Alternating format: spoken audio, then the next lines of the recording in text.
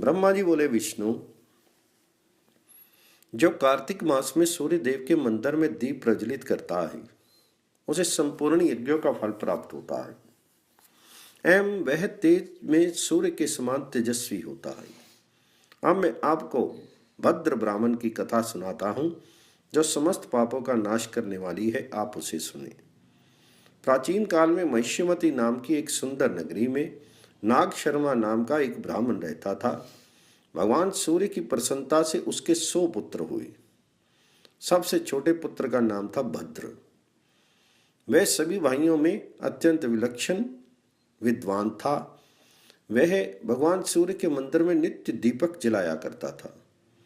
एक दिन उसके भाइयों ने उससे बड़े आदर से पूछा, भद्र, हम लोग देखते हैं कि तुम भगवान सूर्य को ना तो कभी पुष्प धूप नैवेद्य आदि अर्पण करते हो और ना कभी ब्राह्मण भोजन कराते हो, केवल दिन रात मंदिर में जाकर दीप जलाते रहते हो।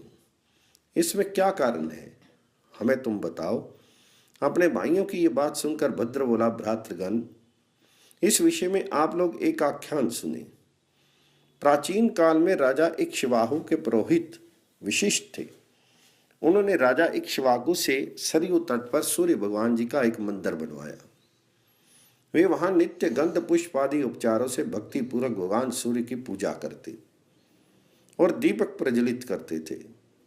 विशेष करके कार्तिक मास में भक्ति पूर्वक दीप उत्सव किया करते थे। तब मैं भी अनेक कुष्ठ आदि रोगों से पीड़ित होकर उस मंदिर के समीप पड़ा रहता और जो कुछ मिल जाता उससे अपना पेट भरता।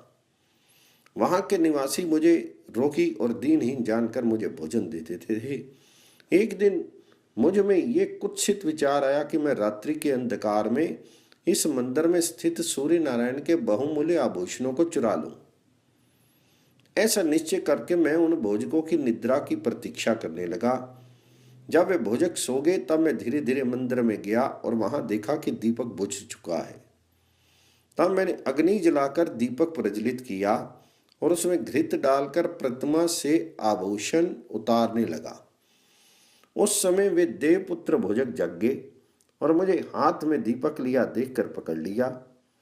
मैं भयभीत होकर विलाप करके चरणों पर गिर पड़ा। दयावश उन्होंने मुझे छोड़ दिया, किंतु वहां घूमते हुए राजपुरुषों ने मुझे फिर बांध लिया और वे मुझसे पूछने लगे, अरे दुष्ट, तुम दीपक हाथ में लेकर मंदिर में क्या कर रहे थे? जल्दी बता। मैं अत्यंत भयभीत हो गया। उन राजपुरुषों के भय से तथा रोग से आक्रांत होने के कारण मंदिर में ही मेरे प्राण निकल गए। उसी समय सूर्य भगवान के गण मुझे विमान में बिठाकर सूर्य लोक ले गए और मैंने एक कल्प तक वहां सुख भोगा और फिर उत्तम कुल में जन्म लेकर आप सबका भाई बना। बंधुओं, ये कार्तिक मास में भगवान सूर्य के मंदिर में दीपक जलाने का फल है। यद्यपि मैंने दुष्ट बुद्धि से आभूषण चुराने की दृष्टि से मंदिर में दीपक जलाया था, तथापि उसी के फल स्वरूप इस उत्तम ब्राह्मण कुल में मेरा जन्म हुआ तथा वेद शास्त्रों का मैंने अध्ययन किया और मुझे पूर्व जन्मों की स्मृति हुई। इस प्रकार उत्तम फल मुझे प्राप्त हुआ।